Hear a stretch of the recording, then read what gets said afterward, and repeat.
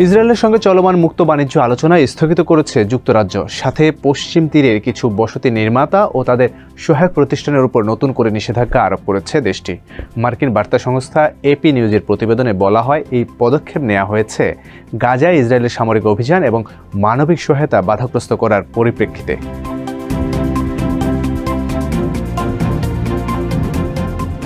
British পররাষ্ট্রমন্ত্রী David lemme বলেন, ইসরায়েলের সরকার গাজা ও পশ্চিম তীরে যে ভয়ানক নীতিমালা অনুসরণ করছে তার সঙ্গে মুক্ত বাণিজ্য চুক্তি আলোচনা চালিয়ে যাওয়া যুক্তরাজ্যের পক্ষে সম্ভব নয়। তিনি আরও বলেন, ইতিহাস তাদের বিচার করবে। ত্রাণ বাধা দেয়া, যুদ্ধ জড়ানো, মিত্রদের উদ্বেগ উপেক্ষা করা এই আচরণ অমার্জনীয় এবং বন্ধ হওয়া উচিত।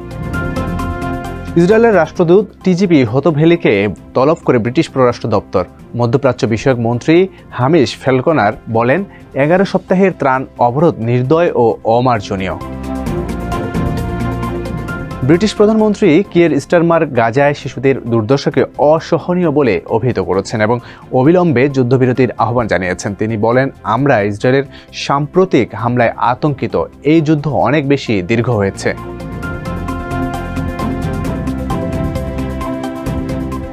ব্রিটেন নতুন করে আরও 3 জন ব্যক্তি, 2টি অবৈধ বসতি এবং 2টি সহায়ক সংস্থার উপর নিষেধাজ্ঞা জারি করেছে। পররাষ্ট্রমন্ত্রী লেমি বলেন, এই অবৈধ বসতিগুলোর প্রসার ঘটছে এবং এর পেছনে ইসরায়েলি সরকারের সরাসরি সমর্থন রয়েছে। ইসরায়েলের পররাষ্ট্র মন্ত্রণালয় এই নিষেধাজ্ঞাকে অযৌক্তিক ও দুঃখজনক বলে মন্তব্য করেছে এবং জানায় যে যুক্তরাজ্যের সঙ্গে বাণিজ্য চুক্তি আলোচনা এমনিতেই অগ্রসর হচ্ছিল না।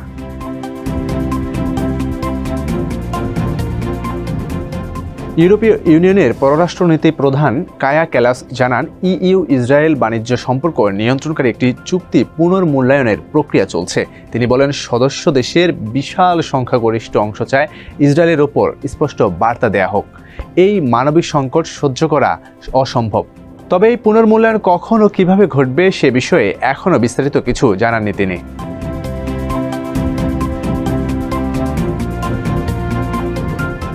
ডেভিড লেমির বক্তব্য কিছু সংসদ সদস্য প্রশংসা করলেও অনেকেই আরও কঠোর পদক্ষেপের দাবি জানিয়েছেন। কেউ কেউ ইসরায়েলের বিরুদ্ধে সরাসরি অর্থনৈতিক নিষেধাজ্ঞা আরোপ এবং ফিলিস্তিন রাষ্ট্রকে স্বীকৃতি দেওয়ার আহ্বান জানান। একটি অংশ তাকে ইসরায়েলের কর্মকাণ্ডকে গণহত্যা হিসেবে আখ্যা দেওয়ার আহ্বান জানালেও লেমি তা প্রত্যাখ্যান করে বলেন, এটি চরমপন্থী ও ভয়ঙ্কর মন্তব্য।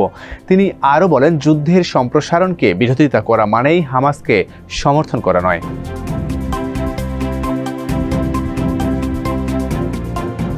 স্টারমার আরও বলেন, যুদ্ধবিরতি হামাসের হাতে বন্দী থাকা ব্যক্তিদের মুক্ত করার একমাত্র পথ।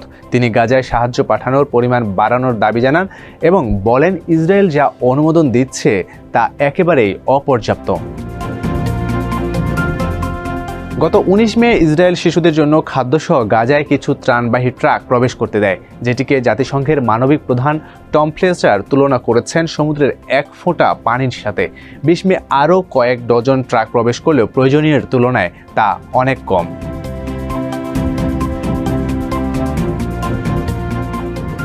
ইসরায়েল শুরুতে হামাসের বিরুদ্ধে লড়াইয়ে আন্তর্জাতিক সমর্থন পেলেও বর্তমানে 53,000-এর বেশি ফিলিস্তিনির মৃত্যু এবং হাজার হাজার শিশুর প্রাণহানির ঘটনায় সেই সমর্থন ক্রমেই কমছে। ইসরায়েলের সবশেষ হামলায় গত কয়েকদিনে 300-রও বেশি মানুষ নিহত হয়েছেন বলে গাজা স্বাস্থ্য মন্ত্রণালয় জানিয়েছে। ফরাসি প্রেসিডেন্ট ইমানুয়েল ম্যাক্রঁ যুদ্ধবিরতির আহ্বান জানান এবং বলেন, জুন মাসে সৌদি আরবের সঙ্গে এক সম্মেলনে ফিলিস্তিন রাষ্ট্রকে স্বীকৃতি দেওয়ার সম্ভাবনা রয়েছে। তিনি বলেন, ফিলিস্তিনকে স্বীকৃতি দেয়া ফ্রান্সের জন্য কোনো নিষিদ্ধ বিষয় নয়। ফ্রান্স ইতিমধ্যেই ইসরায়েলি অস্ত্র কোম্পানিগুলোর ইউরেনেভাল অস্ত্র প্রদর্শনীতে অংশগ্রহণে নিষেধাজ্ঞা দিয়েছে।